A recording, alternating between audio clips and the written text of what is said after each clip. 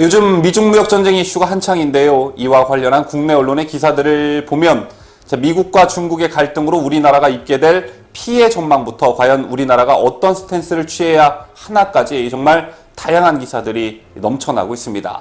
자, 그런데 유독 우리나라와 일본의 갈등으로 인한 이른바 한일 무역 갈등 또는 한일 경제 보복 등에 관한 기사들은 별로 찾아볼 수 없는데요. 미중 무역 갈등의 파장만큼이나 우리나라 경제에 심대한 영향을 미칠 수 있는 한일 경제 보복에 대해서도 여러분께서 좀 관심을 가지셔야 할 듯합니다. 한일 관계가 대법원 강제징용 판결 등 과거사 문제를 놓고 그야말로 출구 없는 터널로 빠져들고 있는 가운데 양국 간 경제 보복전 가능성을 걱정하는 목소리들이 꾸준히 나오고 있는데요.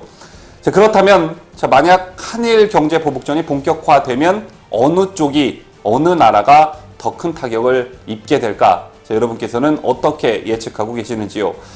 우선 한일 간 경제 보복전이 발발하게 된다면 물론 일본도 큰 타격을 입지만 한국이 더 큰 피해를 입으면서 사실상 패배할 가능성이 높다라는 게 대체적인 예측입니다. 한국은 대일본 교역에서 수입의 비중이 높은 반면 일본은 대한국 교역에서 수출의 비중이 높은데요. 산술적으로 수출입 측면에서만 놓고 보면 일본의 피해가 더 클 거라는 결론이 나오는데 한국무역협회 통계에 따르면 지난해 우리나라 총수출입에서 대일본 수출의 비중은 5%로 5위를 차지했고 수입 비중은 10.2%로 3위를 차지한 것으로 나타났습니다. 반면 일본은 총수출입에서 대한민국 수출은 7.1%로 3위, 수입은 4.3%로 5위의 비중을 차지하고 있었는데요. 문제는 우리나라가 일본으로부터 수입하는 제품의 대부분은 소비재가 아닌 산업재라는 점입니다. 일본산 소비품 중에서 가장 높은 비중을 차지하는 품목은 반도체 소재이고 반도체 제조용 장비 및 부품이 그 뒤를 잇고 있습니다. 그래서 이들 부품 소재의 공급 단절은 첨단 산업 재반의 붕괴로 이어질 위험성이 매우 높은데요. 특히 반도체 공정의 핵심 물질인 불화수소는 수입의 90%를 일본에 의존하고 있기 때문에 수입이 막힐 경우 반도체 생산 자체가 위협을 받을 수 있습니다. 가뜩이나 중국이 반도체를 본격적으로 공급하기 시작하면서 우리의 반도체 수출이 타격을 받고 있는데 이 와중에 일본에서 반도체 제조 장비의 핵심 부품마저 제대로 공급받지 못한다면 반도체 산업의 생존 자체가 위기를 맞게 되는 것입니다. 뿐만 아니라 우리나라는 차량용 반도체 수입도 주로 일본에 의존하고 있는데요. 만약 이것이 중단되면 자동차 하청업체가 줄도산하고 170만 명에 달하는 고용이 위협받을 수 있습니다. 이 외에도 철강, 정밀, 화학, 원료, 자동차 부품 등 핵심 원자재 수급에 어려움이 가중될 수 있는데 일본의 현행 관세율이 더 낮다라는 점도 경제 보복전에서 한국에 불리한 요인이 될 수가 있습니다. 현행 관세율이 낮을수록 보복 차원에서 추가적으로 관세를 인상할 여지가 크기 때문입니다.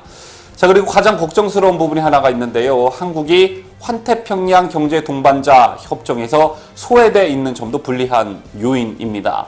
일본, 호주, 캐나다 등 11개국은 지난해 3월에 칠레 산티아고에서 환태평양 경제 동반자 협정 공식 서명을 갖고 각국 비준 절차에 착수했지만 한국은 아직 가입 여부도 확정짓지 못한 상황인데 한국이 제외된 상태에서 한일 경제 전쟁이 본격화될 경우 일본을 대체할 수출처를 찾기는 더욱 어려워지기 때문에 수출 둔화가 가속될 위험성이 높다는 분석들이 나오고 있는 것입니다. 지금까지 한일 경제 보복전이 가시화된다면 일어날 수 있는 상황들에 대해 브리핑 해드렸는데요. 여러분들은 어떠십니까? 미중 무역 전쟁의 피해만 집중하고 있는 사이 우리가 놓치고 있었던 부분이 얼마나 컸나를 깨달으셨을 거라 생각하는데요. 과거에 매몰돼서 미래마저 망치게 되는 것만큼 어리석은 일도 없을 것입니다. 여기에는 우리나라 국민들이 가지고 있는 일본에 대한 피해 정서가 자리 잡고 있고 이를 정치 세력들이 철저히 이용하고 선동하기 때문이라고 생각하는데요. 이성과 감성 사이 여러분께서는 어느 지점에 계십니까?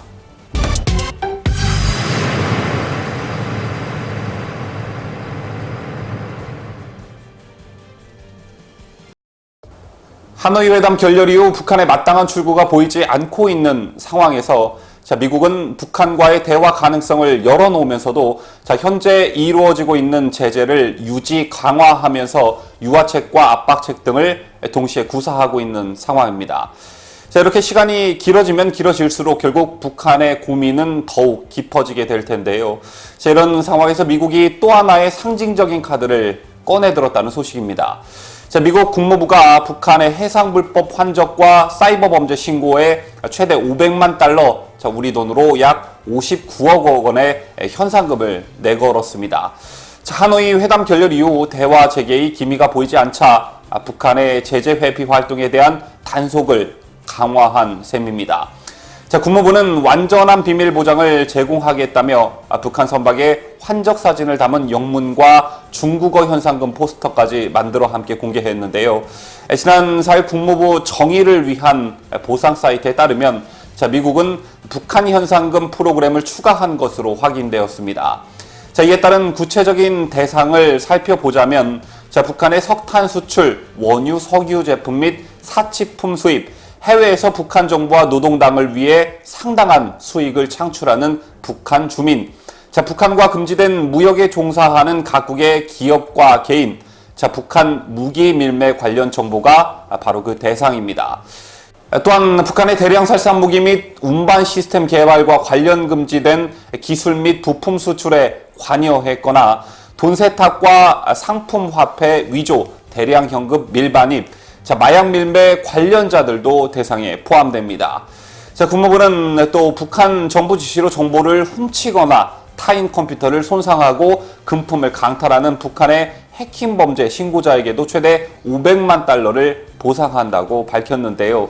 특히 정보를 훔칠 목적으로 공공 민간 컴퓨터 네트워크에 무단 침입하거나 파괴적 악성 코드를 전송하고 랜섬웨이를 보급한 북한 해커의 신원을 확인할 수 있는 정보 제공자에게도 같은 보상을 하기로 했습니다.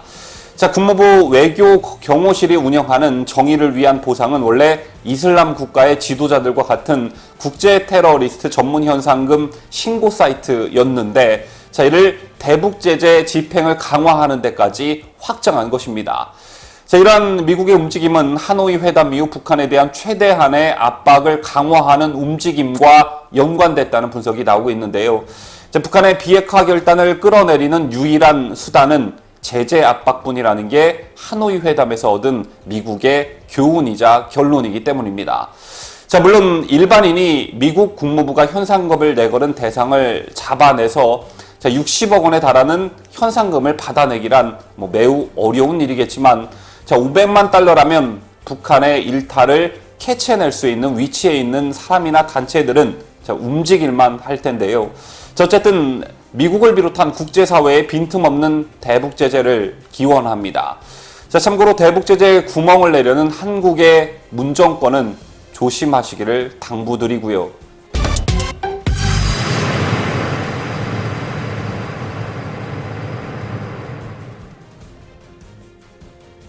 지난달 5월 31일 조선일보에는 다소 충격적인 단독 보도가 나왔습니다. 기사 제목부터가 김영철은 노역행, 김혁철은 총살이란 제목의 기사였는데요. 조선일보는 북한의 김혁철 국무위원회 대미특별 대표가 하노이 미북 정상회담 결렬 실패 이후 총살을 당했고, 김영철 노동당 통일 전선부장은 혁명화 조치, 그러니까 강제 노역 및 사상교육을 당했다고 보도했습니다. 여기에 더해 김정은의 여동생인 김여정도 근신 중이라는 보도도 있었는데요. 그러나 북한 조선중앙통신이 지난 3일 김영철 노동당 부위원장이 공식석상에 참석한 사진을 공개하면서 조선일보 보도가 오보라는 지적과 함께 논란이 일기 시작했습니다. 또한 한동안 모습을 드러내지 않았던 김정은에 대한 와병설, 암살설 등이 유튜브 내에서 만연하기도 했었는데요. 이를 비웃기라도 하는 듯 북한은 김정은이 건재하다는 사실을 자신들의 매체를 통해 만천하에 알리기도 했었습니다. 그렇다면 조선일보의 이 같은 기사는 어떠한 경위를 거쳐 나오게 된 것일까 궁금하지 않으십니까? 우선 이 기사를 작성한 기자가 누구인지 파악해 볼 필요가 있을 텐데요. 이 기사를 작성한 기자는 여러분께서도 잘 알고 계실 법한 기자입니다. 자, 지난해 10월 남북 고위급 회담의 통일부 출입기자단을 대표해 취재할 예정이었던 탈북민 출신의 기자를 통일부가 취재를 불허하면서 논란이 되었던 적이 있었는데요. 바로 그 기자가 이번 기사를 쓴 것입니다. 이름은 김명성 기자인데 김 기자는 최근 벌어진 오보와 관련해 국내 한 매체와 통화해서 해당 기사는 오보가 아니다라며 시간이 지나면 알 수 있을 것이라고 말했습니다. 그러면서 자신의 입장과 보다 상세한 취재 과정을 공개하기도 했는데요. 김 기자는 우선 여러 곳에서 확인하고 쓴 기사다라며 기사를 쓰기 전 여러 곳에서 확인하고 기다리고 있었는데 북한 노동신문 등 공식 매체에서 처형을 의미하는 문구가 나와 기사로 쓴 것이라고 밝혔습니다. 자, 그러면서 이미 취재원 여러 명에게 크로스 체크가 된 보도라고 강조하면서 노동신문이 앞에서는 수령을 받드는 척하고 뒤에 돌아 앉아서는 딴 꿈을 꾸는 동상이몽은 수령에 대한 도덕과 의리를 저버린 반당적, 반혁명적 행위. 자, 이런 자들은 혁명에 준엄한 심판을 면치 못하게 된다 등의 문구를 썼다고 밝혔습니다. 또한 조선중앙TV에서도 특정 문구를 내보냈다는 점을 강조했는데요. 자, 이러한 문구는 장성택을 처형할 때도 썼고 함부로 쓰지 않는 문구라면서 노역형과 처형 모두가 오보가 아니고 크로스 체크를 모두 마쳤다. 자, 하노이 정상회담 이후 협상팀에 관한 전체적 문책이었다라고 밝혔습니다. 자, 이 같은 김 기자의 발언은 북한 매체에 여러 징후가 있었다라는 것인데 김 기자가 파장이 매우 크게 예상되는 기사를 쓰면서 자, 북한 매체에만 의존했을까? 자, 그건 또 아니었습니다. 자, 김 기자는 취재원이 있었고 취재원을 접촉한 사실도 밝혔는데요.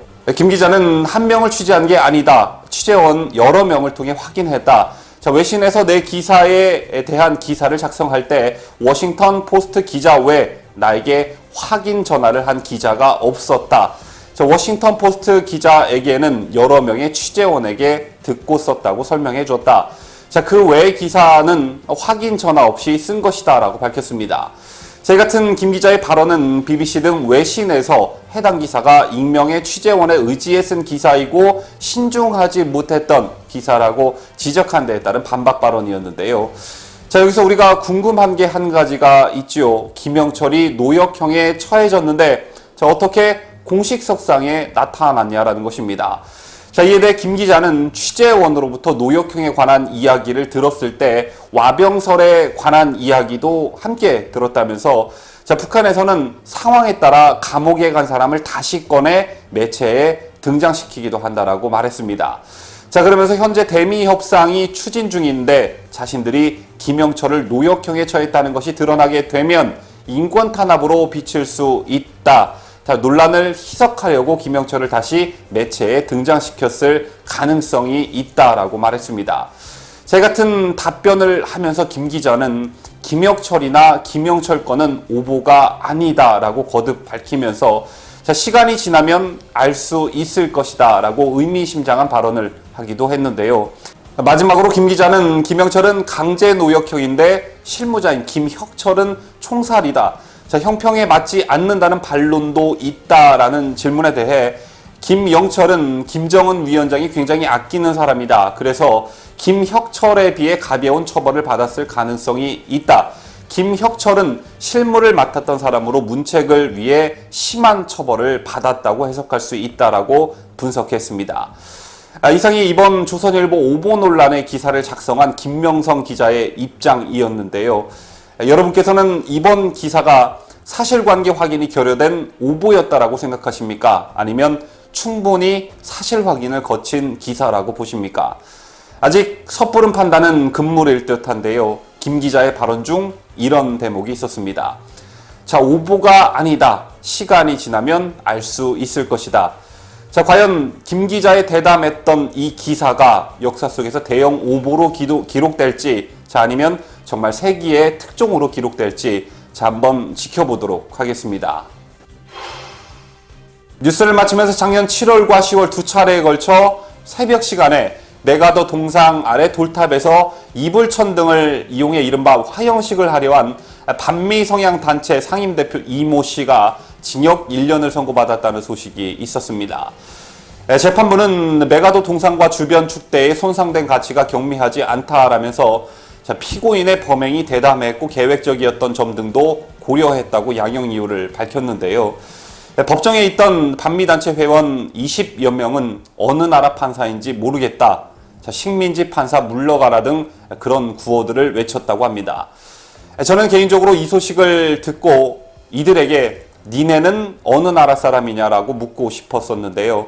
지금 우리나라에서는 대한민국 주민등록증을 소지하고 있으면서도 꼭 대한민국 국민이 아닌 것처럼 행동하고 말하는 사람들이 너무 많은 듯합니다.